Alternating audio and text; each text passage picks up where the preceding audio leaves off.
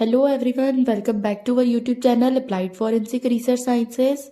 In this video, we are going to learn about instrumentation technique part 11, and the technique which we are going to discuss in this video is reverse phase chromatography. Reverse phase chromatography is nothing but related to HPLC, high performance liquid chromatography. So let's start the video. Chromatography is also known as hydrophobic chromatography, or RPC refers to liquid other than a gas chromatography, means it consists liquid phase. That's why I told that this is related to HPLC, means high performance liquid chromatography, or no, it is known as adsorption chromatography. It is a separation mechanism or technique in reverse phase chromatography depends on hydrophobic binding interaction between the solute molecules in the mobile phase and immobilized hydrophobic ligands. Means principle of reverse phase chromatography is the reverse phase chromatography demonstrates that the separation in reverse phase chromatography or RPC rely upon the reversible adsorption of solute molecules with charging grades of hydrophobicity to a hydrophobic stationary phase. Hydrophobicity means adsorption of water on any surface or water drop on any surface, like shown in the figure, and hydrophobic means absorption of water on any surface. In RPC or reverse phase chromatography, the mechanism or principle means it depends on a principle. In that principle, the working is it converts hydrophobicity to hydrophobic stationary phase. Then we see about the application of RPC. So RPC has established both analytical and preparative applications in the area of biochemical separation and purification. Molecules that contain some grade of hydrophobic character, such as protein, peptides, and nucleic acids, can be segregated or by reverse phase chromatography with excellent healing and resolution. Then the mode of separation.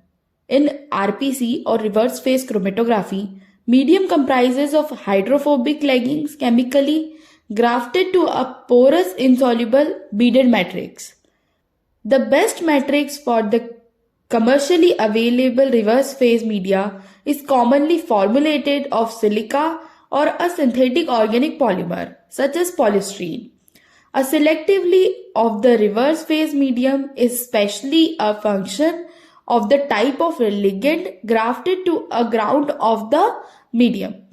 Generally, talking linear hydrocarbon, since our most prominent ligand used in reverse phase applications.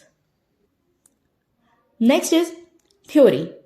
Theory covers the working of reverse phase chromatography. It covers in 5 steps. Step 1.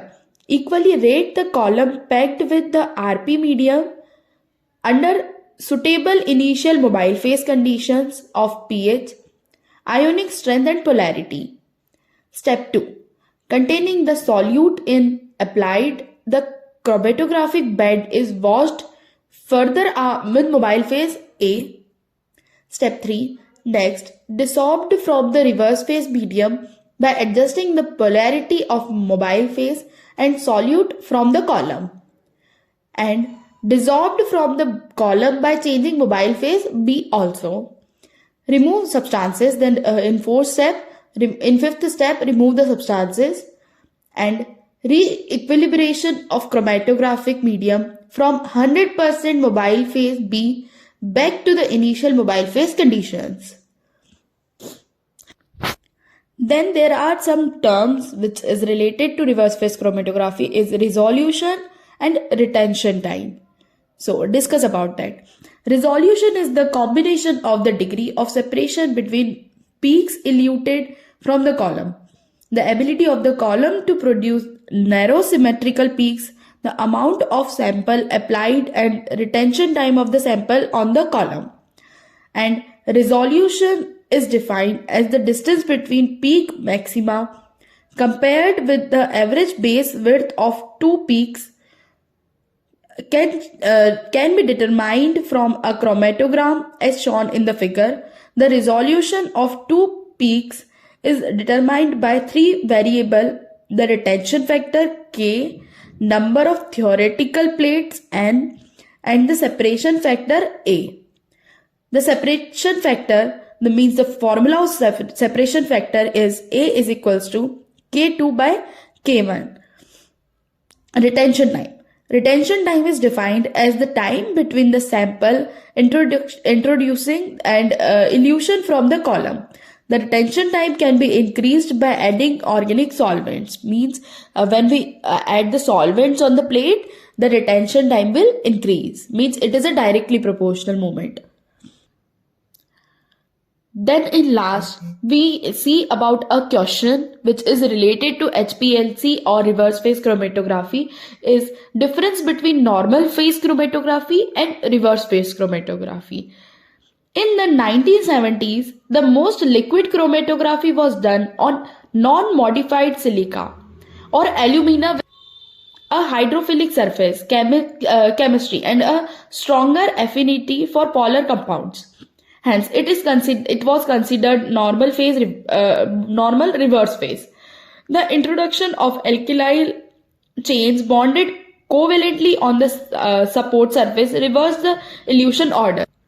Now, polar compounds are eluted first, while non-polar compounds are retained or hydrophobic. Hence, reversed phase. This is a reverse phase. The primary difference between reverse phase chromatography and normal phase chromatography is that the stationary phase in RPC utilizes a non-polar or hydrophobic surface as opposed to polar surface used in normal phase chromatography.